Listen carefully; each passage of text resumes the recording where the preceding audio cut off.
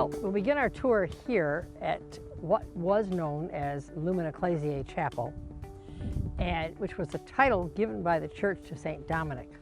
During the summer months when the sisters came home, this chapel would be filled with 1,200 sisters meeting for prayer 3 times a day, or 4 times a day actually.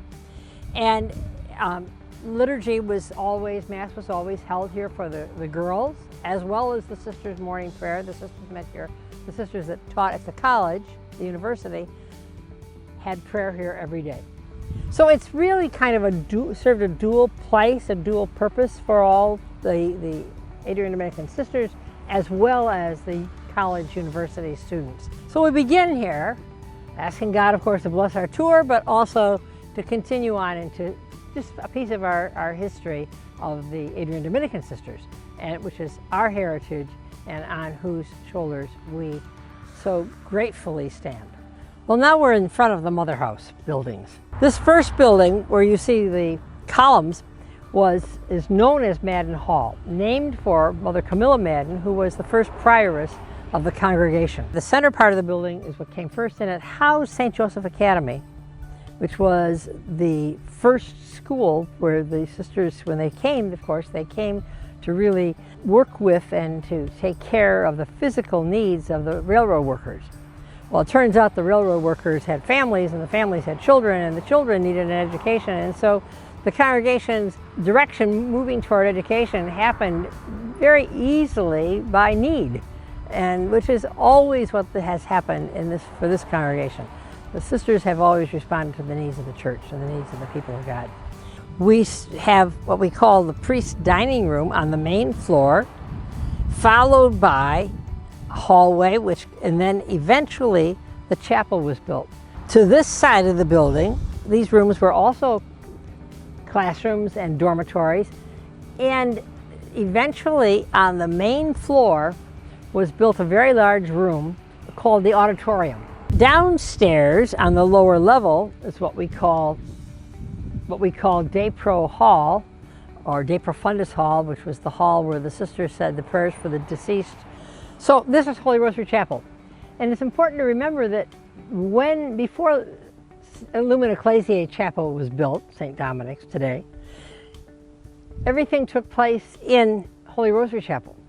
The girls went to Mass there, the college students went to Mass there, sisters all met there for prayer. This was the place of worship, the primary place of worship on the campus.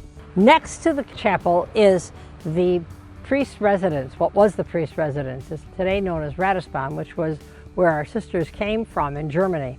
Eventually we had diocesan priests here as well as Dominican friars. St. Joseph Academy, remember, had the children kindergarten all the way through high school, and by the time this building was built, there also was the vision of having a kitchen downstairs as a part of the academy building, so that the girls no longer were having to eat with the sisters, and it became more independent, let's say, of the Mother House itself.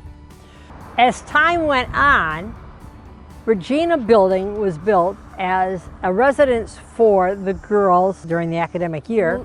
On the lower level, we have the literacy program conducted by Sister Carleen Malley and others, as well as the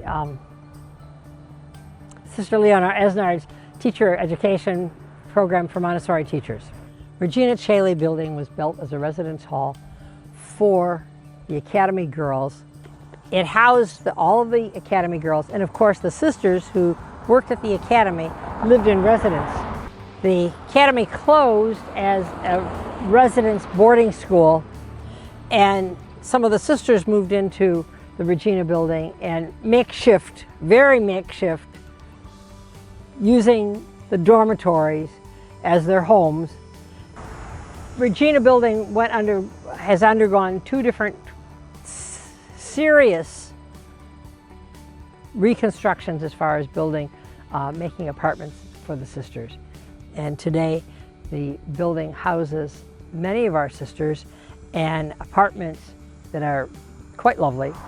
Eventually, the Maria building was built to house and take care of the physical needs of our sisters as they aged. And St. Clement's Infirmary became Roncalli after Pope John the 23rd, and today it is used as as offices. So that is the Regina building, and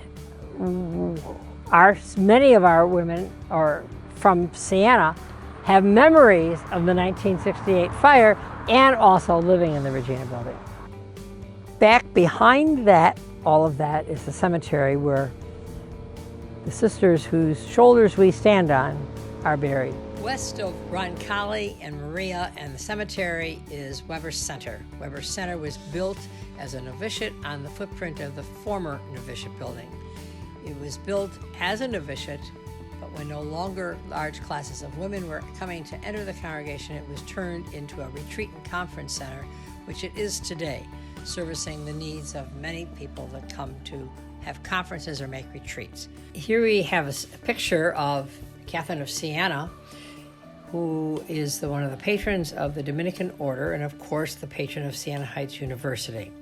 The statue is here in front of the Maria building, which is the first and primary building of Dominican Life Center, which was built, the Maria building was built under the direction of Mother Genevieve Weber in the late 1960s for the health care of the Adrian Dominican sisters. I think it's quite fitting and appropriate that we finish our tour here. This is certainly not significant to the college, but it's significant to the hearts of all of us. Sister Donna Markham had this commissioned and put in place when she was prioress not too many years ago. And it's a picture of Mary going in haste to her cousin Elizabeth. And the quote says, "And Mary set out proceeding in haste." And that is what our role is as alums of Siena Heights University. That we go in haste to live our mission, to proclaim the gospel, and to be what it is, bearers of Jesus into wherever it is that we're going. No matter what our denomination, no matter what our belief, it is our role to live the mission of Siena Heights University. Mary lived her mission. It's now up to us.